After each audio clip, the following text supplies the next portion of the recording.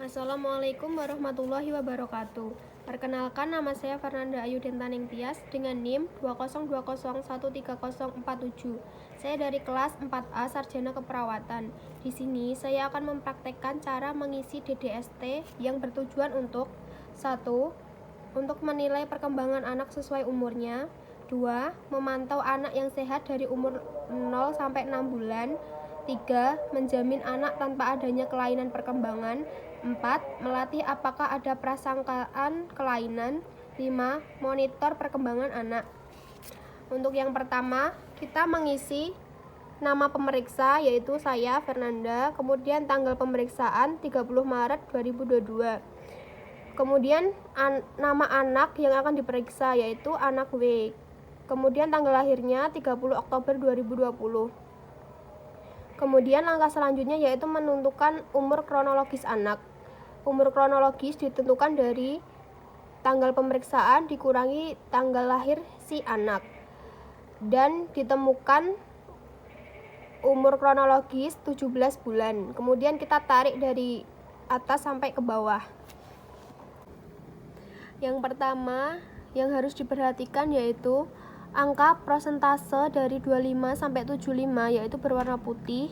Jika anak tidak bisa melakukannya, itu masih termasuk normal. Tapi jika prosentase 75 sampai 90 berwarna hijau ini, jika anak tidak bisa melakukan, berarti ada kelainan tersendiri. Untuk pemeriksaan yang pertama yaitu personal sosial. Kita tarik 4 kotak dari yang tidak terkena garis, yaitu menyatakan keinginan. Apakah bayi sudah bisa menyatakan keinginannya atau belum? Kita bisa tanyakan kepada pengasuh. Ibu, apakah anak ibu sudah bisa menyatakan keinginannya seperti ingin makan dan minum? Sudah. Jika sudah, kita kasih angka P atau PES, yang artinya berhasil. Kemudian deg-deg dengan tangan, anak juga sudah bisa melakukannya. Kemudian main bola dengan pemeriksa, si anak sudah bisa melakukannya. Kemudian menirukan kegiatan, si anak sudah bisa menirukan kegiatan yang saya lakukan. Minum dengan cangkir, ibu, apakah anak sudah bisa minum dengan cangkir? Sudah. Kemudian jika sudah, kita isi dengan P. Membantu di rumah, apakah anak ibu sudah bisa membantu seperti Sudah. mengambilkan barang? Jika sudah, kita kasih P. Kemudian menggunakan sendok garpu, apakah anak ibu sudah bisa? Sudah. Kita kasih huruf P. Membuka pakaian, ini bisa ditanyakan ya kepada si ibu. Ibu, apakah anak ibu sudah bisa membuka pakaiannya? Sudah. Sudah, kita kasih huruf P. Untuk selanjutnya, apakah anak ibu sudah bisa menyuapi boneka? Sudah. Jika sudah, kita kasih huruf P. Dan memakai baju, apakah anak ibu sudah bisa memakai baju? Belum. Jika belum, kita kasih huruf F. Apakah anak ibu sudah bisa gosok gigi dengan bantuan? Belum. Kita kasih huruf F. Untuk pemeriksaan kedua yaitu motorik halus. Seperti tadi, kita ambil 4 kotak yang tidak terkena garis sebelah kiri. Yang pertama, memegang dengan ibu jari dari jari 9. Anak sudah bisa melakukannya. Kita kasih huruf P. Menurunkan 2 kubus, anak juga sudah bisa melakukannya. Menaruh kubus di tempatnya, anak juga sudah bisa. Kemudian mencoret-coret, anak sudah bisa.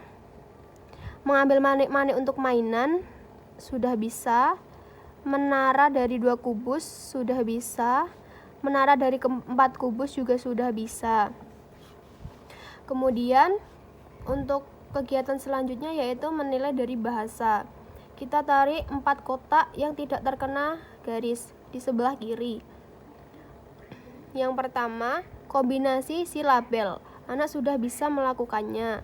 Kemudian mengoceh juga sudah bisa. Papa mam atau mama spesifik juga sudah bisa dalam pengucapannya. Mengucapkan 1 kata, anak juga sudah bisa. 2 kata sudah bisa. 3 kata sudah bisa. 4 kata sudah bisa. Kemudian menunjuk gambar, anak juga sudah bisa melakukannya. Kemudian untuk pemeriksaan terakhir yaitu motorik kasar. Seperti tadi, kita ambil 4 kotak di sebelah kiri yang tidak terkena garis. Yang pertama, berdiri 2 detik, anak sudah bisa melakukannya. Berdiri sendiri juga sudah bisa. Membungkuk, kemudian berdiri, anak juga sudah bisa. Kemudian berjalan dengan baik sudah bisa. Berjalan mundur, anak juga sudah bisa. Lari sudah bisa. Berjalan naik tangga, anak belum bisa. Kemudian menendang bola ke depan, anak juga belum bisa. Dan ini untuk hasil akhirnya, yaitu personal sosial kita mendapatkan 1, 2, 3, 4, 5, 6, 7, 8, 9 9P dan 2F. Karena ini F-nya berada di kotak yang berwarna putih, jika anak tidak bisa melakukannya berarti ini termasuk normal.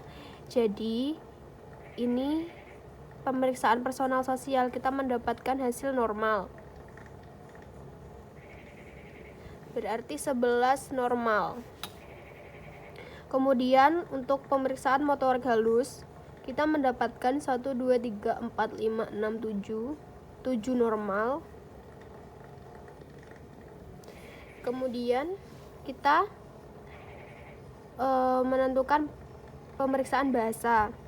Kita mendapatkan 1, 2, 3, 4, 5, 6, 7, 8. Karena ini ada satu bidang di sebelah kanan garis, berarti ini termasuk advance. Berarti kita mendapatkan 7 normal dan 1 advance. Kemudian untuk motorik kasar kita mendapatkan 1, 2, 3, 4, 5, 6 pas dan 2 file. Karena ini filenya berada di warna putih, ini termasuk normal. Jadi kita mendapatkan 8 normal. Untuk interpretasi hasil akhir, anak ini termasuk anak yang normal. Kemudian jangan lupa kita juga melakukan tes perilaku. Untuk perhatian khusus, anak tidak memiliki perhatian khusus saat dilakukan pengetesan. Kemudian patuh, anak selalu patuh. Tertarik sekeliling, anak tanggap. Kemudian ketakutan, anak tidak takut. Dan lama perhatian, cukup. Sekian dari saya, kurang lebihnya saya mohon maaf. Wassalamualaikum warahmatullahi wabarakatuh.